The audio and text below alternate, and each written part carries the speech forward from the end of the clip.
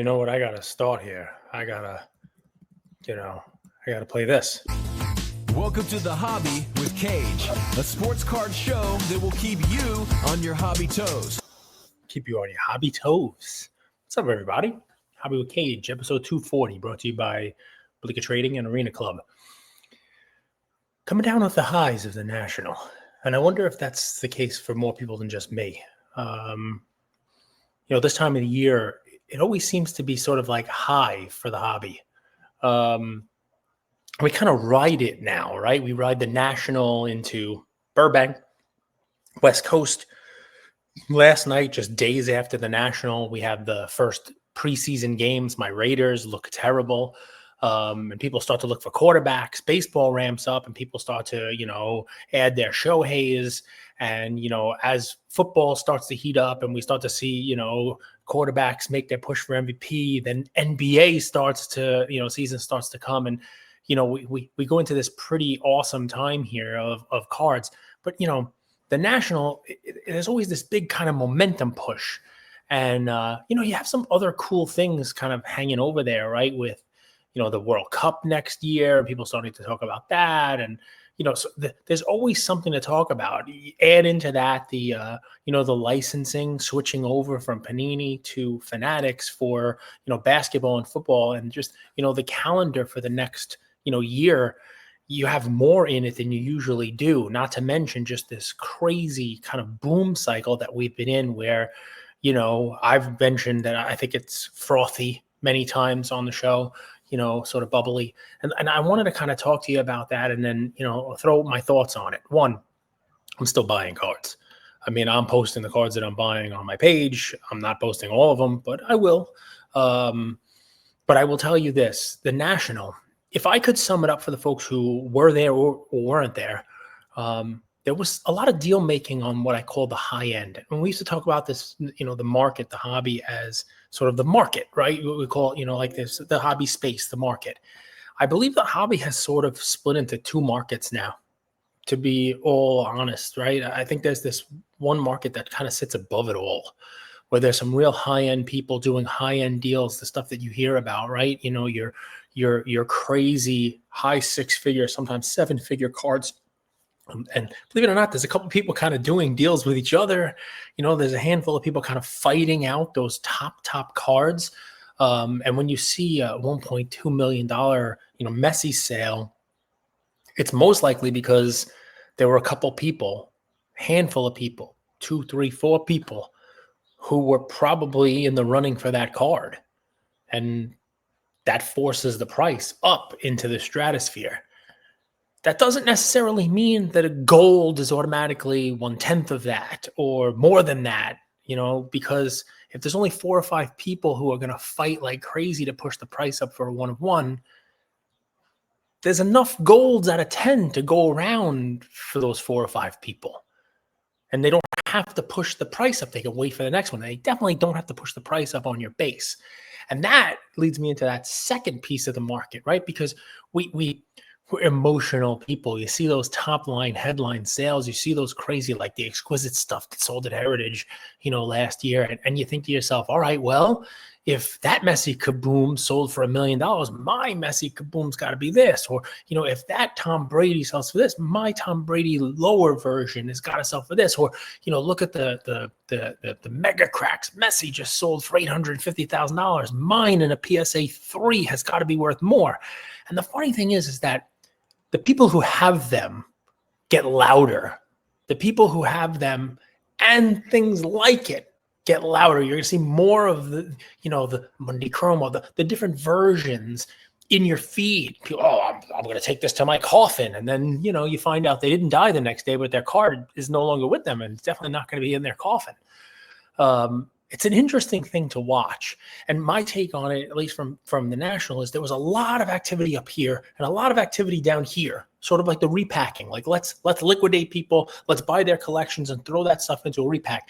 But in this chunky middle, no, I'm not referring to myself here, in that chunky middle here, there didn't seem to be a lot of deal making. There didn't seem to be a lot of those, the cards you would think that would move because of that high end move, it just didn't move. And maybe it's because everybody was holding out for their, their price at the National. Everybody thinks that someone's going to walk up to that table and pay 300% of comps.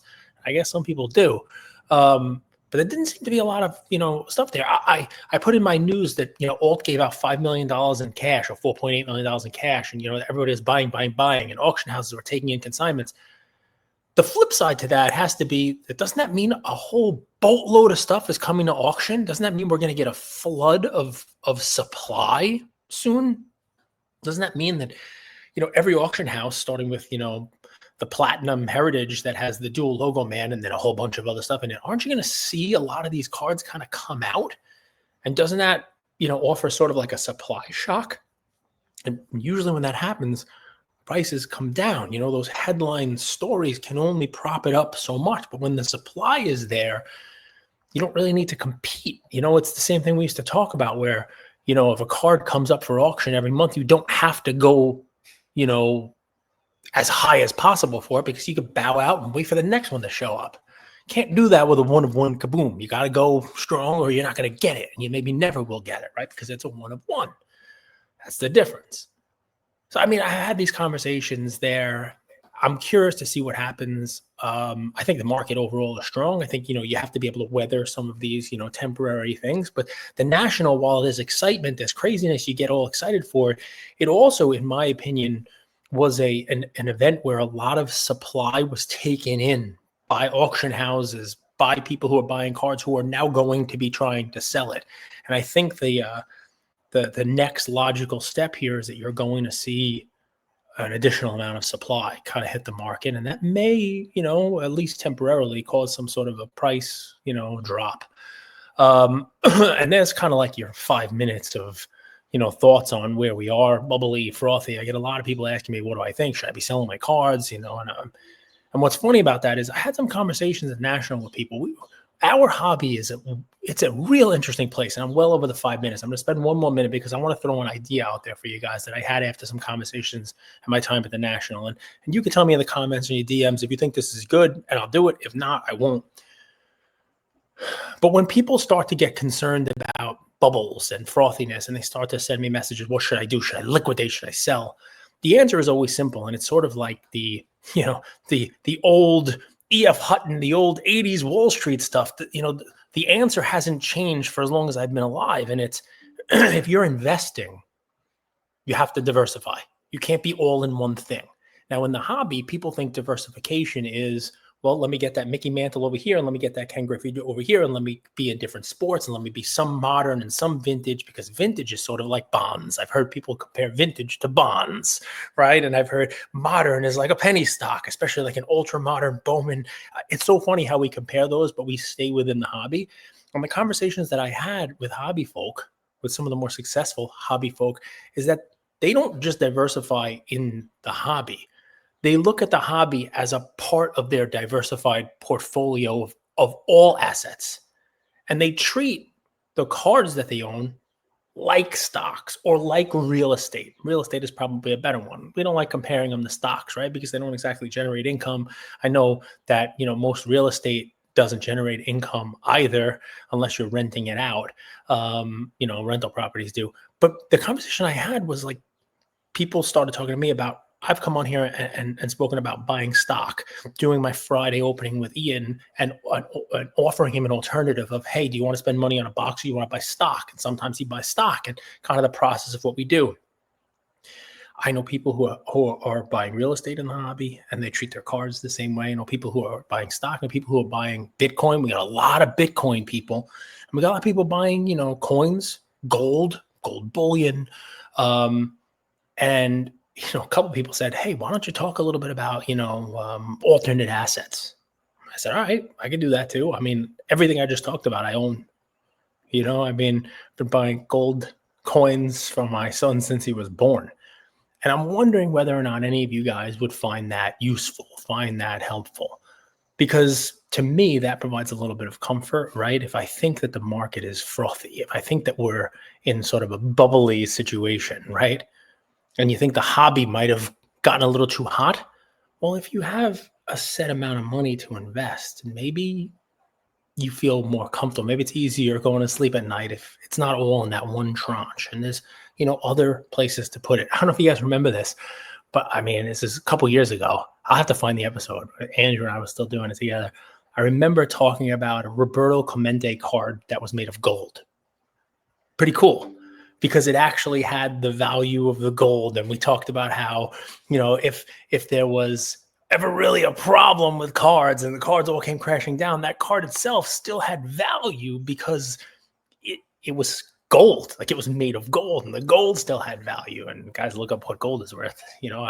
I think if we would have all bought that card, we'd all be making money. So it's pretty funny to think about, kind of the plays that we did back then. That was fun, right? And man, there's a lot of people who have a lot of Bitcoin and are doing pretty good. They're buying cards with their Bitcoin. I'm not saying you got to do that, and I'm definitely not getting into crazy crypto and meme coins and that kind of stuff. But I could do it once a week, every other week, kind of, a little segment, a minute or two. Hey, here's the stocks I'm buying. Here's, what I'm doing. And, just kind of, touch on some other, alternate asset kind of stuff, if that's something you're interested in. If not, put it in the comments, stick to the cards, man, and I won't do it. But anyway, guys, I'm still buying. I just wanted to make sure that we had that conversation, because it's definitely something that people spoke about at the National. We are in an interesting spot, because on the one hand, there's a lot of crazy good things going on, a lot of high-end sales, a lot of new money coming in. We have, like I said, baseball about to go into the playoffs, football about to start, basketball will start. We just come up the National. It is a good time of year for sports. We got Fanatics taking over licenses. We have all kinds of, great things that are going on in the hobby itself, big sales, big auctions.